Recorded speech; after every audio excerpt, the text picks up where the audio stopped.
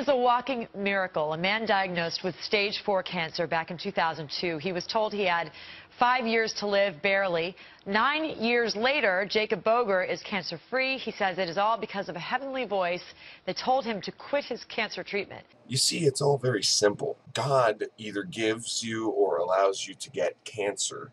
And then when you start getting chemo because you have fucking cancer, God will then tell some people, not everybody with cancer, just certain people, stop chemo, because that's obviously the best thing. Because I'm going to get rid of the cancer that I didn't have to give you or could have prevented you from getting in the first place. Am I not merciful?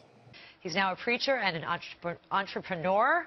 Easy for you to say. Jacob Boger is here to share his amazing story. Good to have you here. Hi, thanks for having me. Good to have you. So 2002, life is going great, and all of a sudden you get some horrible news. You're 26 years old. 26, and I was having some symptoms, some headaches, and my left eye had started to swell and constantly tear, which were some obvious signs something's wrong. What kind of cancer was it? Nasopharyngeal, and it was in its 4th stage. So that's the throat going into the skull? Well, it was primarily in the skull, from my understanding. And they said you have a 10% chance of living, making it 5 years at least. Wow, yeah. What did you do? I mean, you know, you're sitting there going, I have a terminal disease. I didn't really focus on what they were telling me because I knew I had to fight the fight of faith. You know, I'd gotten in a church 2 years prior and was growing in the things of God, and I just knew that my life didn't get dramatically turned around for me to just end up and die 2 years later, that I had a purpose for life, and I'm living that out now. Wait, so let me get this straight. You had just recently joined the church and become very active in the church and, you know, become very religious Christian, you know, reading your Bible, praying and all this stuff. And that's when you got cancer. I mean, you start coming down with these symptoms. It turned out to be like stage 4 fucking cancer. And you didn't listen to what the doctors had to say. Man. You know, I only have these problems that I went to go see a doctor to fucking diagnose. Because guess what? God didn't tell him that he had the fucking cancer in his face and his skull. God didn't tell him that. He had to go to a fucking doctor who diagnosed him. And then when the doctor recommended a treatment, he didn't really pay attention. He's like, I wasn't really thinking, you know, I was just praying to the same God that allowed me or gave me the cancer in the first place, even though I was already praying and shit. You did start doing chemo. Yes, ma'am. How long did you go with that? It was about 3 months. I made it about halfway through the treatments. Halfway through the treatment? Yes, ma'am. And what was it that made you stop? Well, the whole time, I was fully confident that I was going to be healed. Why? Why were you so confident? Because God's a good God. He's still a healer. He's still moving in people's lives that'll let him and that want him to. If you were so confident, then why did you start the chemo in the first place? Or better yet, why did you even go see a doctor when you ended up with these symptoms? Why didn't you just pray for God to relieve the symptoms and whatever was causing them? Or better yet, why not ask God why he gave you or allowed you to get the fucking cancer in your face in the first place? See how we can just keep regressing back to the original, like, cause of this? The original cause is the guy just had fucking cancer. And he did the right thing. When he fucking caught the symptoms, he went and got the shit checked out with a doctor. And then apparently when it set in that he had stage 4 fucking cancer, his brain like flipped a switch that said, oh, it's God time. And you do realize, Fox News, that you're portraying this bullshit that is making other people who might have cancer, that might be watching, or they have family members that have cancer, you're putting the thought in their head, you're planting the seed that maybe they should quit their chemo, and maybe they'll have a fucking medical miracle, and fucking God will save them from the shit that he gave them in the first place. Herp-a-derp-a-derp, and you're gonna fucking end up hurting or killing people. Good job. Good job. Awesome.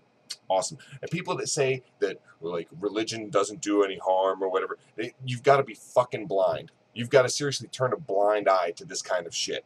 And the people who say science is evil, what, because we tell you the truth? That, oh my God, you've got fucking cancer. I wonder if he had never gone to see a doctor in the first place, if he'd still have ended up with no cancer today. There's a chance of it, I'm sure. It certainly is not proof of a God.